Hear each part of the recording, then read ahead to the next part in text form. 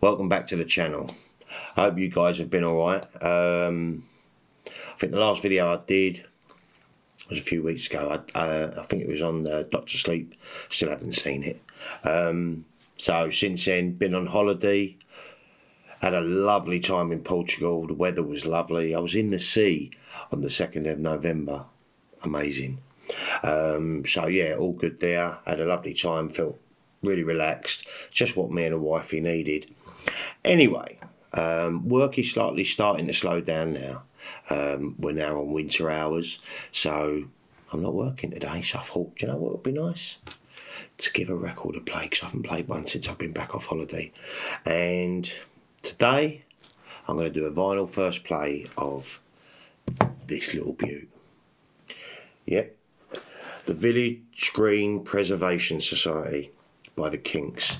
Now, I hadn't heard this album, but a subscriber of mine, friend, PK, right pal, always insisted, like, I should listen to the Kinks, you know, from time to time, always drop them in the comments and stuff. Well, I've had this since my birthday back in May, but I haven't had the opportunity to play it yet. You know, I've been busy with one thing and another, as you know. Here it goes. But I thought to myself, you know what? I'm going to give this a vinyl first play soon. So what I did, I put it on my computer. Well, I've got it on my computer. I put it on my phone, and I've been listening to it at work. What a bloody good album! I mean, really good. So this is the 50th anniversary. Now I know there was a box set with loads of gems in it, but I'm just starting out, so this will do. But this is the Kinks are the Village Green Preservation Society 50th Anniversary Stereo Edition. The Kinks celebrated 1968 masterpiece, the 28 stereo remaster, featuring Village Green, Starstruck, Picture Book, Johnny Thunder, and the last of the steam-powered trains. Original gatefold artwork. 180 gram heavyweight vinyl, insert with photos, sleeve notes and band quotes, released on BMG. So that was on the hype sticker. So finally, now I've done a little nick in this so I don't make a song and dance out of it like I always do. And it works.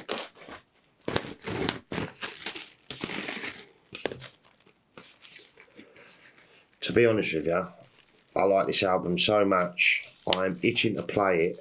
And you know, yesterday, I nearly bought something else, the album prior to this. I'm definitely going to get it, and I'm going to get Arthur. There's a few. Maybe, I mean, before I get into this, what is the Kinks' golden era? Obviously from era? Whatever, Stripey. Obviously from when they start, you know, You Really Got Me, love that. You know, obviously we all know that one.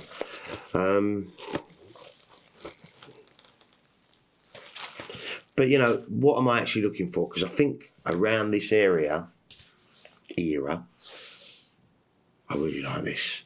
I've heard Arthur's a concept album, haven't listened to it yet. I know some of the tracks on it, like Something Else. So, quite psychedelic. Oh, that's nice. Obviously, there's the back with the track listing and the lyrics to We Are the Village Green.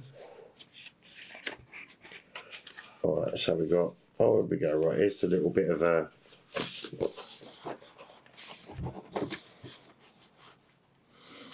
oh, that'll make a nice little read while so, there you go, there's the front of it, there's the back of it, and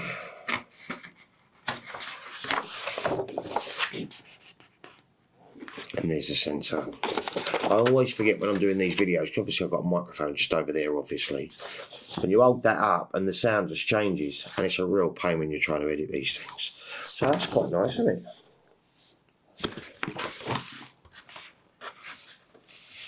Let's have a little look at the record then.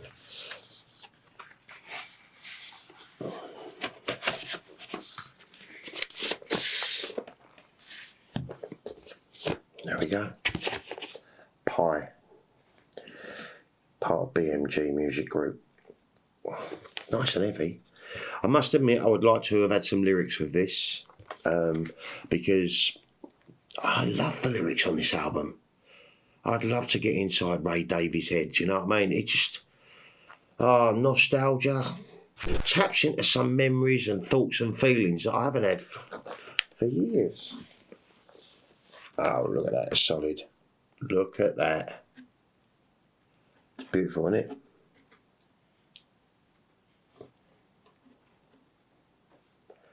Oh, I can't wait to get it on. I can't wait to get it on. Yeah, lyrically, this album is really up there. Really, really up there. So before I get into it, what would you guys recommend I get after this album? I'm definitely going to get one. And then I'm on my Christmas list.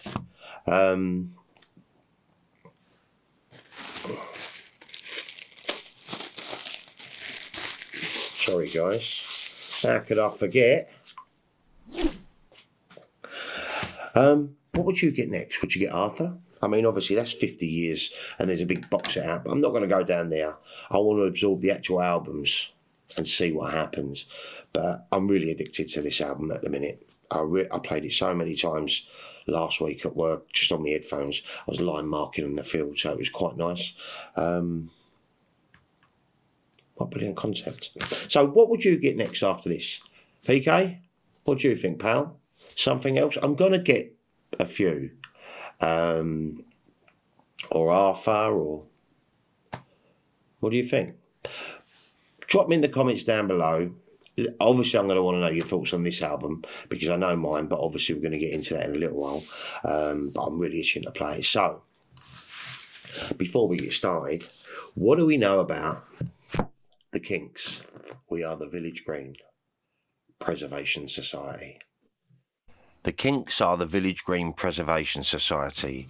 It's the 6th studio album by the Kinks, released the 22nd of November 1968, the same day as the Beatles' White Album, released on Pie Records, and it was the last album by the original quartet, who was Ray Davies, his brother Dave Davies, Pete Quaife on bass, and Mick Avery on drums, as Pete Quaife, the bassist, left the group in early 1969. In the late summer of 1968, the Kinks had hoped to release the album as a 2-record set with 20 tracks, but Pie Records rejected this plan, and a 12-track version of the album was released in September 1968 throughout certain European markets. These are now valuable collector's items. The production of this version was quickly halted at Ray Davies' insistence, and the final revamped 15-track version that was released in the UK late 1968. The album failed to chart upon its initial release, and Ray Davies has called it the most successful ever flop. The song Village Green itself was recorded in sessions for the Kinks' 1967 LP Something Else, but Davies withheld the song and began collecting ideas for a thematic album revolving around the Village Green concept, inspired by a visit to Devon in England, late 1966. Davies also has stated that Dylan Thomas's Under the Milkwood, a 1954 radio drama, was an influence. The songs suggest a broad theme: I miss the Village Green and all the simple people. Upon its release, the Kinks Are the Village Green Preservation Society was greeted with an almost unanimous positive review from rock critics, but failed to sell strongly. But despite this slow start, the album has become the Kinks' best-selling original record. Although it was commercially unsuccessful upon its US release in January '69, Village Green was embraced by the new underground rock press. The record soon developed a cult following and still remains popular today. Kinks fan Pete Townshend of The Who later said, "For me, Village Green Preservation Society was Ray's masterwork. It's his Sgt. Pepper. It's what makes him the definitive pop poet laureate." The album was ranked at number 255 on the Rolling Stone magazine list of the 500 greatest albums of all time, and 258 in the 2012 revisited list, and it is also described by Uncut in 2014 as a brilliant observed concept album. In 2018, the album earned a gold disc for reaching sale of 100,000 copies. It was later voted number 141 in Colin Larkin's all-time top 1,000 albums, 3rd edition. So, should we get it on the turntable? I'll be back in a little while.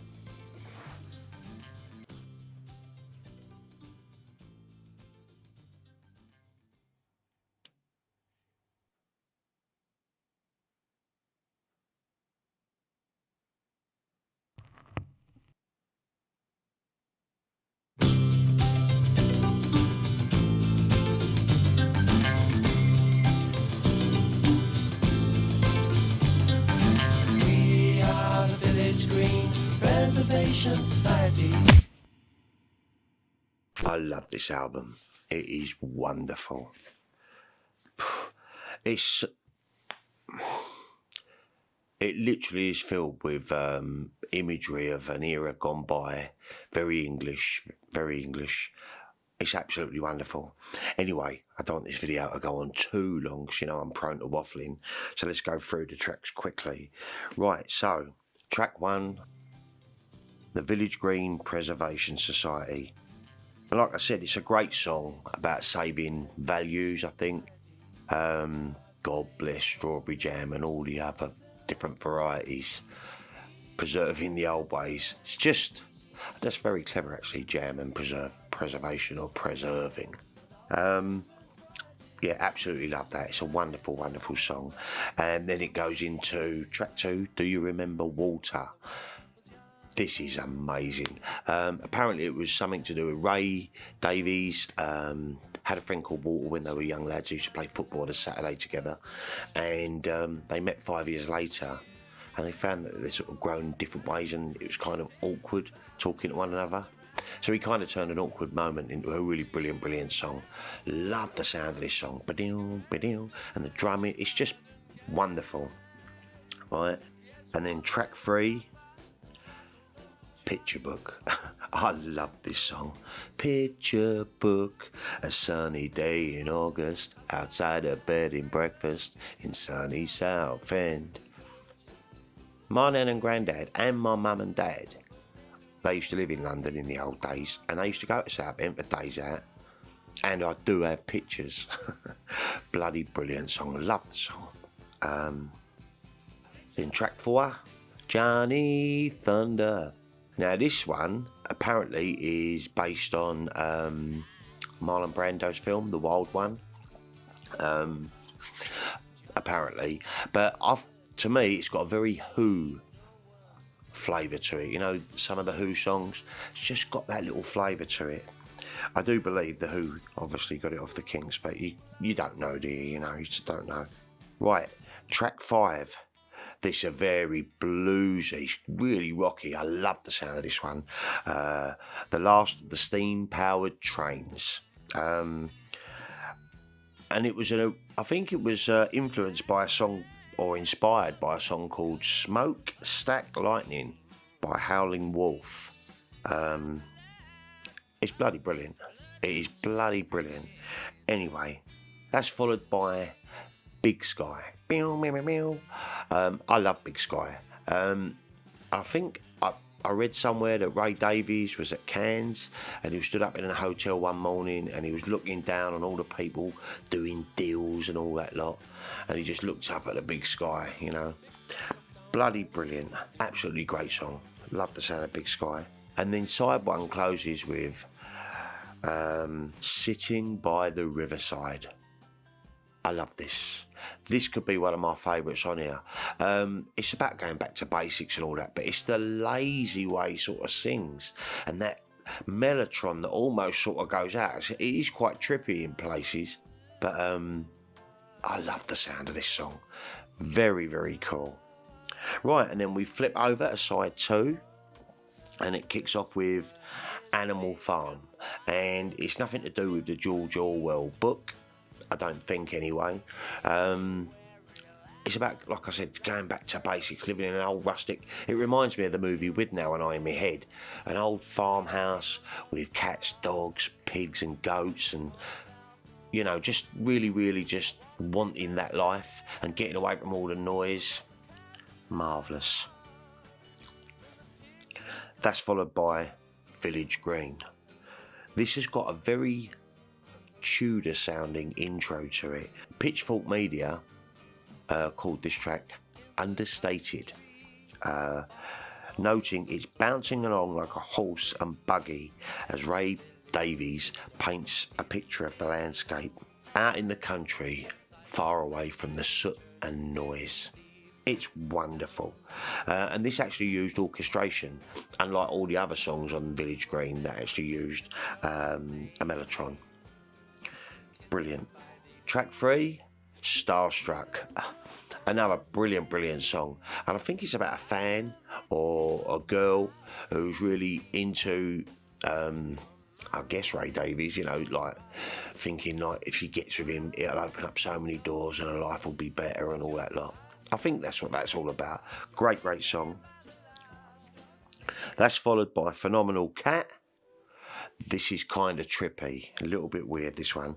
And it has Dave Davies doing the voice of the cat, but it's like a sped up sound. And I think that was quite popular at the time, you know, like the Gnome on Pink Floyd's Piper at the Gates of Dawn, or David Bowie's The Laughing Gnome. Ray Davies told The Onion, maybe Village Green Preservation Society was my psychedelic album. I withdrew into my little community spirit, my trivial world of little corner shops in England and black and white movies. Maybe that's my form of psychedelia. Genius, mate. The geezer is bloody brilliant. All of my friends were there. Track 5. This is another one. Boom, boom, boom, very Kinksy. And apparently another one, you know, based on a story that he actually lived through. Apparently he had a temperature really high, over the hundreds, and he had to do a gig. He was contracted to do this gig. So he got really drunk and he thought, I'll just get through it.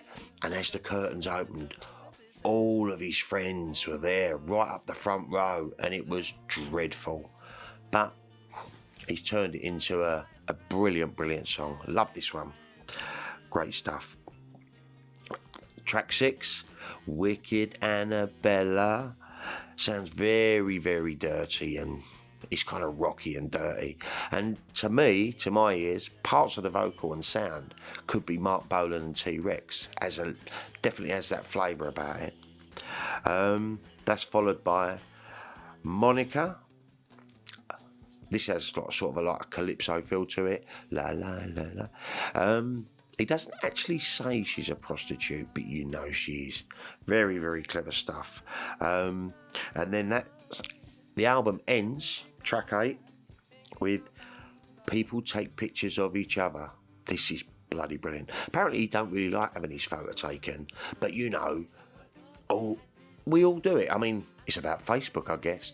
But, you know, I remember years ago, you know, when I'd sit with me nan and she'd want to go through the photo album with me, the picture book. Yeah, the second one on the album that has to do with photographs. Bloody brilliant. Love this. It's another bouncing along. Great song. Yeah. Glorious album. I would say slightly out of step what was going on in 1968, but I suppose, I don't know, it's just so bloody... It's still relevant today, I guess, you know, trying to preserve the old ways. Absolutely gorgeous album. So glad to get into it. Not just hear it, I mean, I've got into this album now. I've played it quite a lot of times. So, yeah. So, what do I get next? Drop a comment down below. Should I get Face to Face, Kinks Controversy, Arthur? I'm thinking I should get something else. You know, obviously I love Waterloo Sunset and David Watts. Yeah, So anyway, guys, I'm going to wrap this video up because, like I said, I'm trying to keep them to less than 15 minutes. But because I'm prone to waffle on, they end up going like 20 minutes. And I can't be doing that. So no one will ever sit through them. Right, so, yeah, please comment, give this video a thumbs up if you liked it. It does help the channel. And I'll be back with another ramble real soon. Take care, guys.